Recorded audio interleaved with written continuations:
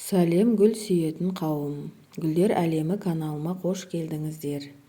Бүгінгі видеом пияздың қабығының қандай пайдасы бар, қалай қолдану керек. Пияздың қабығын түрлі жағдайда пайдалансақ болады.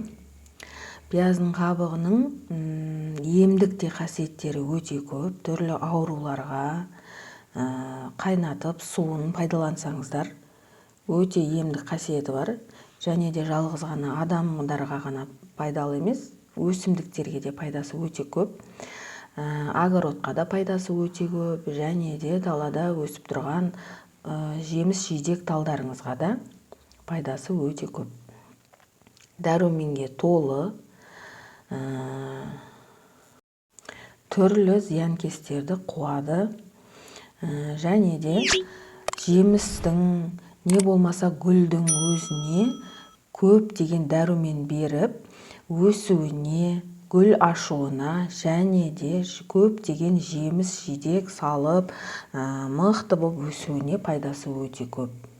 Жаңа айтып өткендегідей зиянкестерді қуады, және де ауырып тұрған гүлдеріңізді, не болмаса тамырында бір зиянкестер болса, осы пияздың қабығының суы соларды қуады, зиянкестерден арылтады. Гүлдеріңіздің, не болмаса даладағы өсімдіктеріңіздің тамырлары, не болмаса бір зақымдалып ауырып тұрған болса, пияздың қабығы соны емдейді, тамырын емдейді, қайтадан жайқалып өсуіне көмектеседі. Топырақтың құнарын көбейтеді. Топырақтың құнары көбейгеннен кейін ол өсімдіктің иммунитеті көтеріліп, жағдайы жақсарады.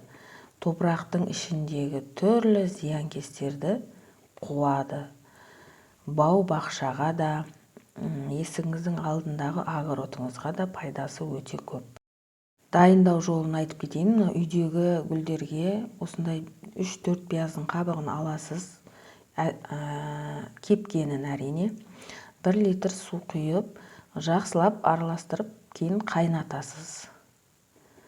Қайнап 10 минуттай қайнатқаннан кейін суытып қоямыз. Кәдімгі өзіміздің күнделікті ішіп жүрген шай секілді қып-қызыл болып қайнап шығады. Қып-қызыл су болады. Сол суды пайдаланбас бұрын бөлме температурасында тұрған суменен 1-ге 5 қылып араластырасыздар. Ол 1-ге 5 дегеніміз, мысалы 1 литр суға 5 литр бөлме температурасында тұрған суды қосасыз. Содан кейін ғана пайдаланасыз. Бірақ колонкадан алынған тікелей хлоры бар су болмайды. Шомылдырсаңыз да болады. Жапырақтарындағы түрлі зиянкестерді, инфекцияларды өлтіреді, және де сол жапырақтарына жақсы күш беріп, дәрумен береді. Мінекей осындай қып-қызыл болып қайнайды. Суығаннан кейін жақсылап сүзіп аласыз. Суды 1-ге 5 қып араластырасыз. Міне мен қайнатып қойдым. Қазір суығаннан кейін өзімнің гүлдеріме құйып шығамын. Енді пияздың суының пайдасы гүлдерге күш қуат береді, және де егер үйде гүлдейтін гүлдеріңіз бар болса, сол гүлдейтін гүлдеріңіз жақсы гүл ашады. Ал егер даладағы огородыңызға помидор болсын, картошка болсын, болгарский баклажан болсын, солардың түбіне құятын болсаңыз, жемісті жақсы береді, және де бүкіл зиянкестерден қорғап тұрады.